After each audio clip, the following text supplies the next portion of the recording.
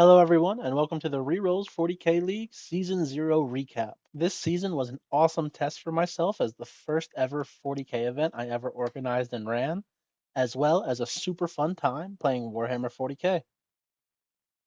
This season, we had a group of 8 players playing in a round robin style format. Everybody played each other once for 7 games over 7 weeks. Let's take a look at what kind of lists were played and how they did.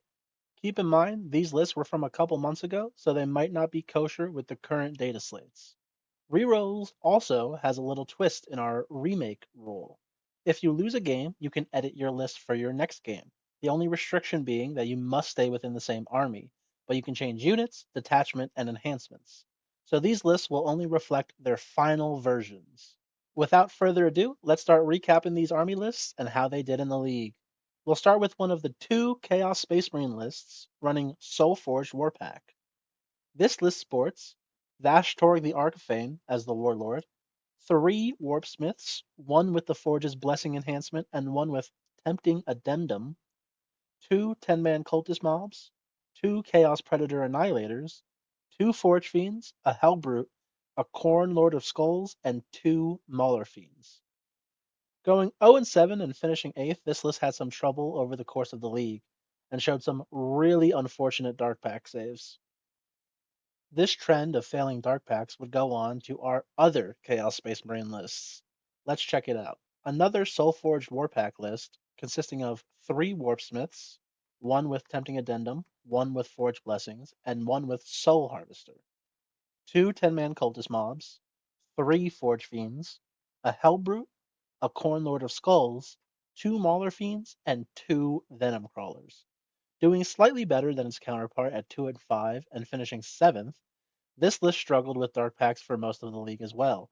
I checked Discord many times to see the absolute horror of both of these Chaos Space Marine lists wounding themselves horribly due to dark packs.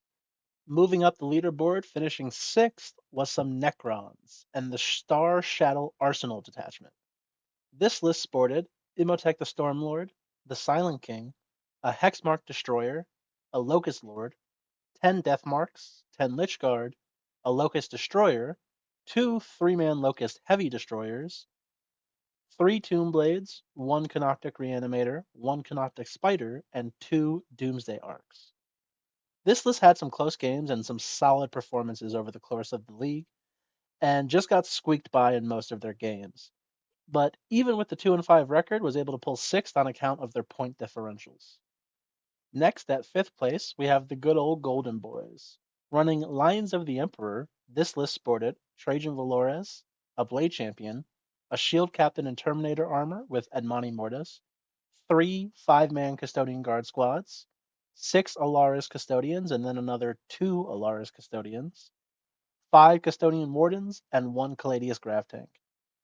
Ending at 3 and 4, this list decided to rely on its 4-ups, not taking any sister or allied units, and it did okay. Losing to lists and armies that were able to play around the large stat checks, this list lacked a lot of sustained or versatility. Now to the top half of the bracket, finishing 4th was a Salamanders list running Firestorm Assault Force. This list sported Adrax Agatone, 1 Captain in Gravis armor, 1 Lieutenant, Vulcan Hastan, 1 Intercessor squad, 1 6-man Aggressor squad, a Ballistus Dreadnought, a 6-man Blade Guard squad, a Company Hero, 10 Infernus Marines, 1 Land Raider, 1 Land Raider Redeemer, a Repulsor, and a Scout squad. This list was very solid.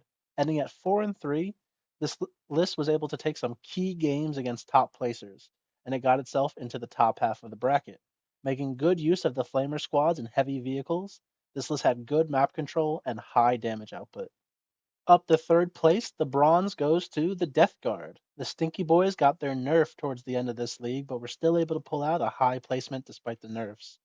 Playing Virulent Vectorium, this list sported 2 Biologus Putrefiers, a Demon Prince of Nurgle with Revolting Regeneration, a Lord of Contagion, 2 Malignant Plague Casters, a Tallyman, 2 10-man Plague Marine squads, 2 Chaos Rhinos, 2 3-man Death Shroud Terminator squads, 2 Fetid Bloat Drones with heavy blight launchers, 10 Boxwalkers, and a Knight Despoiler.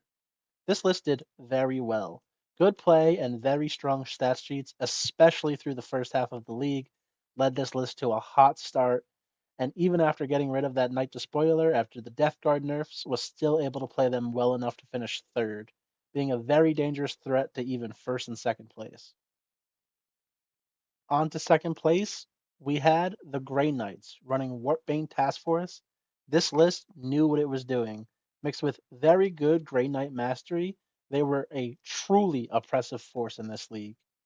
This list sported Castellan Crow, one Brotherhood Librarian with the File of the Abyss enhancement, one Grandmaster in Nemesis Dread Knight armor with the Paragon of Sanctity, one 5-man Strike Squad, one 5-man Interceptor Squad, one 5-man Paladin Squad, three Purifier Squads, two Nemesis Dread Knights, one Grey Knights Razorback, and one Navigator. Keeping in mind that this was all in the Index Grey Knights, as this league took place right before their codex was released, this was a very impressive run with some very strong mastery of the Grey Knights army list. At 6-1, this list only fell to our first place list. And at first place, the Black Templars came to Crusade. Playing the Gladius Task Force detachment, this list had a strong showing in the league, only dropping one game. The list sported a Captain in Gravis armor with the Artificier armor enhancement, three Castellans, one Emperor's Champion with the Honor Vehement, three Marshals, one 5-man Assault Intercessor squad, one 5-man Intercessor squad, one 5-man Incursor squad, one 5-man Infiltrator squad, three Repulsor Executioners, one 5-man Scout squad, and three 5-man Sword Brethren squads. And that's our first place list. Only dropping to the third place Death Guard list, they did very well. And like our Grey Knights list before, this was also in Index Black Templars, as that codex was also just barely released at the end of this league. And there you have it. Another thank you to everyone who participated in this event, as it was the first one I ever ran or participated in myself. And it really inspired me to continue and expand the league and keep growing and growing. If you feel like you'd like to participate in a Rerolls 40K League in the future, please check the description below for a link to our Discord. Thank you for watching and keep rolling.